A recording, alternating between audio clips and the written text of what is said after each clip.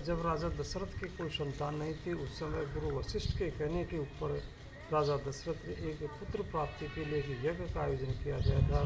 उस यज्ञ में जो खीर खिलाई जाती है, तो खीर तीनों रानियों के लिए दी थी। उसमें तो आधे भाग उसमें कौशल्या के लिए दिया गया था कि आधा भाग कौशल्या को खिलाना है, और आधा भाग उसमें चौथा हिस्सा का सुमित्रा को, चौथा हिस्सा का कैकेयी को खिलाना है। दोनों रानियों ने खा लिया। कैकेयी का जो हिस्सा था वो एक कटोरी पे धरा रह गया उसमें, और कैकेयी ने देखा थोड़ी देर बाद में खाऊंगी, तो एक पक्षी आता है, पक्षी आकर के और उसको आकाश में उड़ा करके और कहीं दूर ले जा करके और माता अंजनी की गोद में गिरा देता है। माता अंजनी उस खीर को खा लेती है।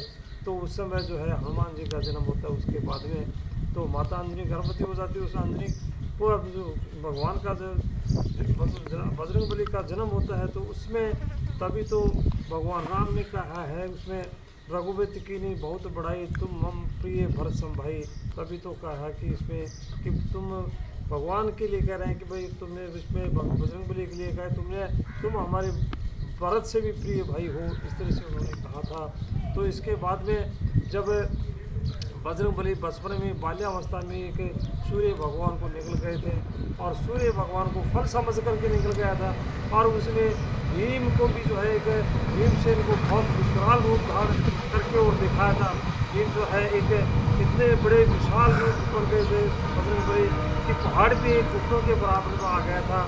तो इस तरह से भीमसेन बड़ा भयभीत हो गया था कि जो है उसमें वापस जो है जब अपने असली रूप पे आ गए, तभी जो है भीम का जो है उसमें तो नहीं तो वो जो है उसमें पड़ गया था, उसमें भयभीत हो गया था। इस तरह से उसको भयभीत, अब उसमें जाते हैं तो लंका में जाने के लिए जो है जामन जी उनको अपनी शक्ति का वरदान उसमें याद दिलाते हैं कि उनको एक वरदान मिल गया था। उस वक्त अपनी शक्ति भूल गए थे, तो जामन जी ने अपनी शक्ति दिखाई है, उसको याद दिलाते हैं। तो याद दिला करके ऊपर जो है उस पर्वत को जो है पहाड़ पर चढ़ जाते हैं, और पर्वत जो है नीचे धंस जाता है। नीचे धंसने के बाद में जो है उसमें एक सुमेरु पर्वत पर जाते हैं। तो सुमेरु पर्वत पर गहना उसमें सोना चांदी उसमें बहुत सारे पदार्थ भरे हुए थे, लेकिन उसको भी जो है प्रणाम करके जो निकल जाते हैं कि मैं राम काज के लिए जा रहा हूँ। तो राम काज के लिए आगे जाते सुरसा मिलती, तो सुरसा को भी जो है एक विशाल रूप बन करके तो दिखाते हैं, और एक छोटा बन करके उसके मुंह में से निकल जाते हैं, और हाँ सीता माता के पास में चले जाते हैं। और सीता माता को भी अपना कहते हैं, एक छोटा सा अपने संक्षेप में अपना परिचय देते हैं कि रामदूत में मातु जानकी सत्य शपथ करुणा निधान की, इस तरह से सब अपना परिचय देते हैं कि मैं राम का दूत हूँ, इस तरह से।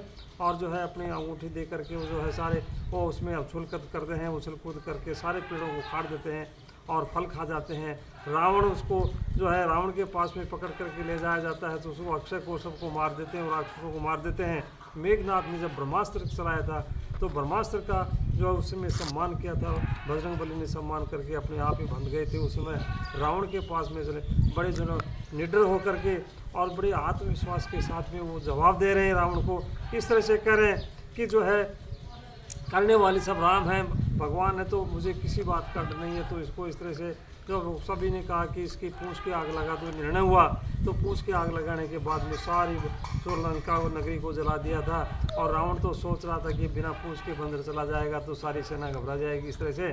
तो इसमें जो भगवान के जो उसमें पूंछ के आग लगा करके सारी लंका को जला दिया था, और सारी लंका को जला करके जो है इस तरह से वापस आ गए थे। वापस आ करके लक्ष्मण के भी प्राण बचाए थे, और नागपास में भगवान राम को बांध दिया था, उसमें भी इनके प्राण बचाए थे। यानी इसमें बहुत सारे भगवान के जो है हमेशा चरणों में रहे हैं, और चरणों में रह करके जो है सेवा की है भगवान की। इस तरह से जो राम के बहुत सारे काम जो है बजरंगबली ने किए हैं, तो बजरंगबली के लिए तो हम आज जो है उसमें इनके लिए जो है इनके जीवन के लिए जो थोड़ा कहें तो भी कम है। इस तरह से भगवान ने की बहुत सहायता की थी बजरंगबली ने। धन्यवाद।